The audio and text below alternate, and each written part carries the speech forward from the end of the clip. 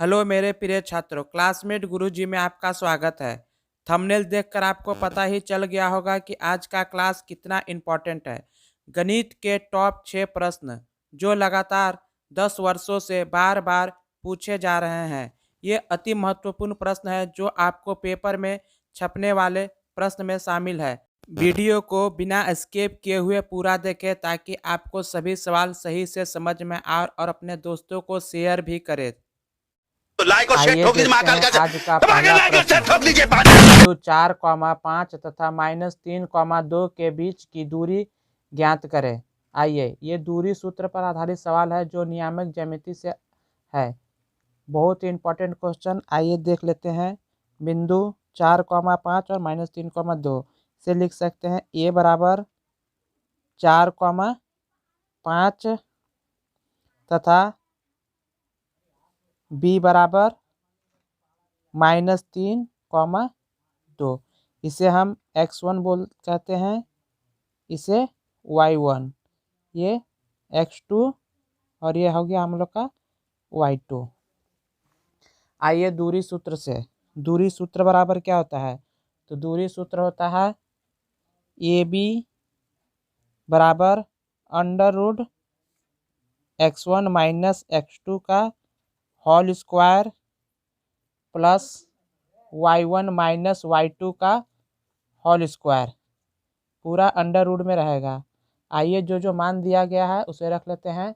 x1 का मान कितना है यहाँ पे 4, तो यहाँ पे रख लेंगे 4 माइनस x2 का मान -3, तो -3 और माइनस माइनस माइनस +3 का होल स्क्वायर प्लस y1 मेरा 5 है और y2 मेरा कितना है, y2 मेरा 2 है, रख दिए स्क्वायर पूरा रूट में बराबर 4 और 3 को जोड़ेंगे, 4 और 3 कितना हो गया 7, 7 का होल स्क्वायर प्लस 5 - 3, 5 - 2 तो 3 का होल स्क्वायर करते हैं। 7 का स्क्वायर 49 प्लस 3 का स्क्वायर 9, कितना हो गया 58 रूट में। अब रूट 58 को हम तोड़ेंगे, तो रूट 58 को तोड़ते हैं, आते हैं 58 2 का पारा से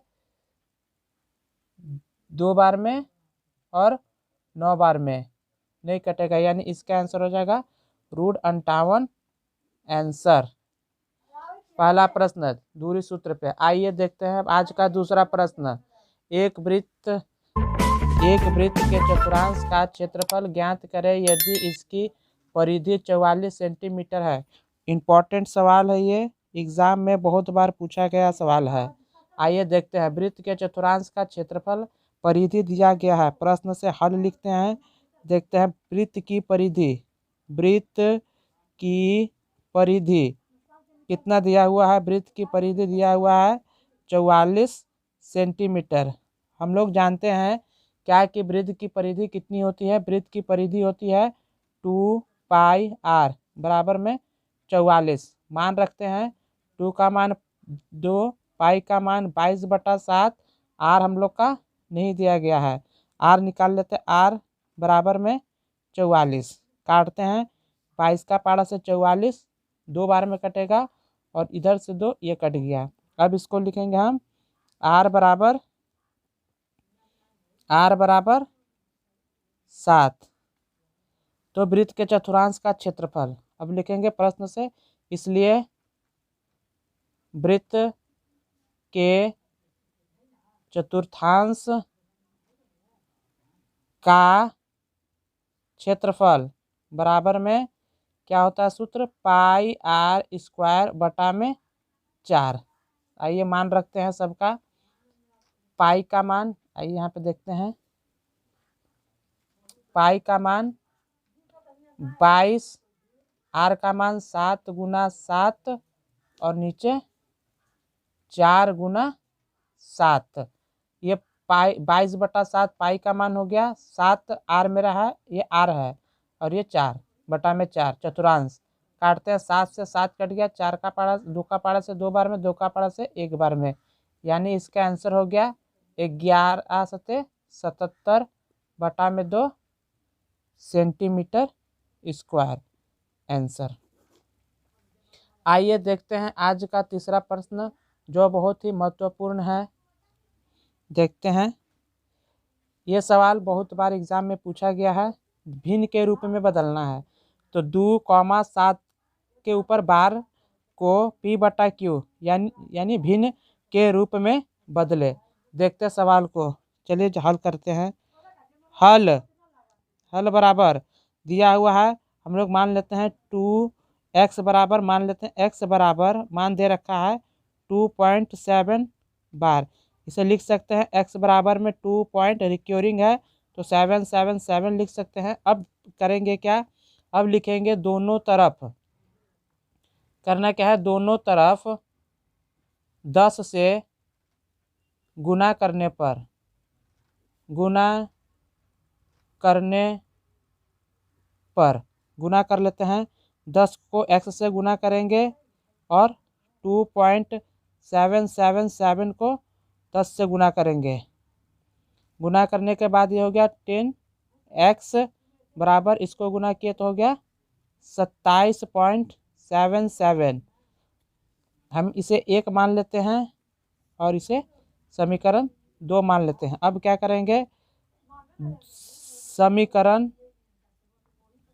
2 में से 1 को घटाने पर, आइए समीकरण 2 लिख लेते हैं।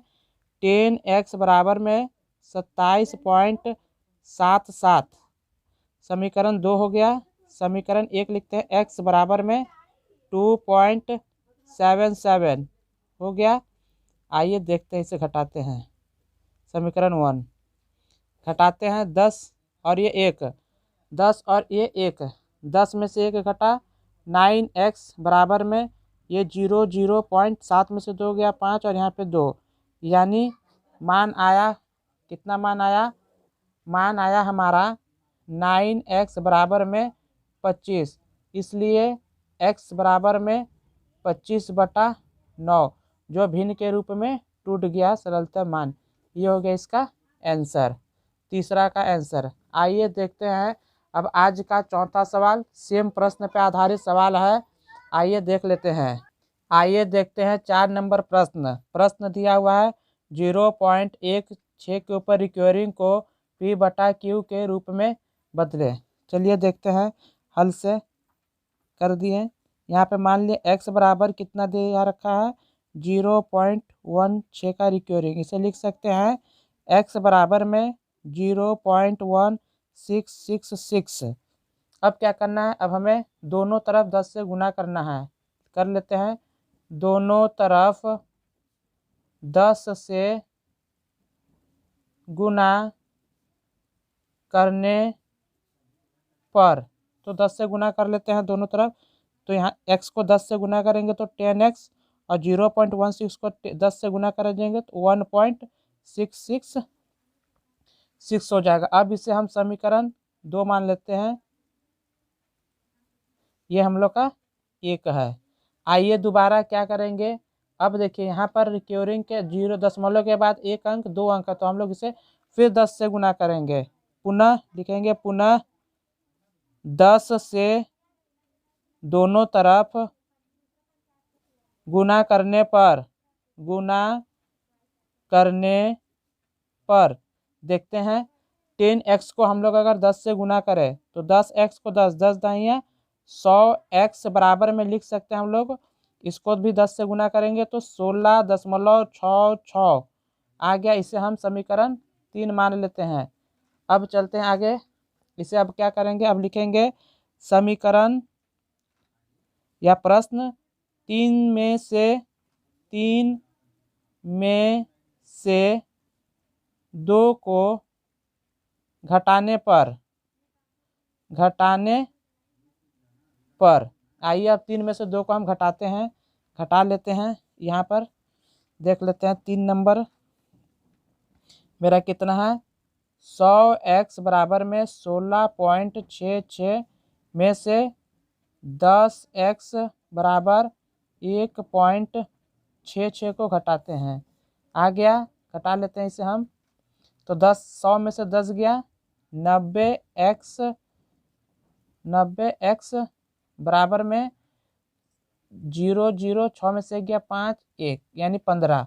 तो इससे हम लिख सकते हैं 90x बराबर में 15, इसलिए x बराबर 15/90। तो इसको हम काट देते हैं, सरलतम रूप में तोड़ना है तो 15 का पहाड़ा से काट दिए, 15 1 15, 15 6 90, यानी इस सवाल का सही आंसर हो गया 1/6। चैनल को लाइक शेयर और अपने दोस्तों में से सब्सक्राइब भी करवा दें। आइए देखते हैं अब आज का पहला 5वां नंबर प्रश्न, जो तो द्विघात लाइक और शेयर समीकरण ठोक दीजिए पर महाकाल का आधारित है। दबा के और लाइक यहाँ और पे शेयर ठोक देखिए दीजिए। जानना है, पढ़ लेते हैं। द्विघात समीकरण 5x² - 4x + 2 बराबर 0 दे रखा है। क्या पूछा है? विवेचक। इसे पूछा है विवेचक। विवेचक कहे या इसका एक और नाम है विभवांतर, इसे विभवांतर कहे। प्रश्न इसी आधारित पर आता है तो ज्ञात करना है। तो द्विघात सूत्र से चलिए आइए लिखते हैं, हल करते हैं। हल बराबर समीकरण क्या है? 5x² - 4x + 2 बराबर में 0। आइए विवेचक देख लेते हैं। विवेचक को हम लोग d से डोनेट करते हैं, यानी विवेचक बराबर सूत्र है b² - 4ac, यानी इसको हम लोग d से दिखाते हैं तो d बराबर b² - 4ac लिख सकते हैं। आइए देख लेते हैं। अब देख, यह समीकरण में दिया हुआ है, यहाँ पर जो दिया है सबसे पहले इसको हमको ध्यान में रखना है कि किस, यहाँ पे देखिए तो हम लोग सबसे पहले शुरू वाले को a, जिसमें x² का घात है उसे a, जिसमें x का घात है उसे b, और जिसमें कोई घात नहीं है उसे c मानते हैं। तो लिख लेते हैं a बराबर 5, b बराबर -4 और c बराबर 2। सबसे इम्पोर्टेंट यहाँ पर है चिन्ह के साथ, जो जैसा दिया रहेगा उसी चिन्ह के साथ हम उसे लिखते हैं।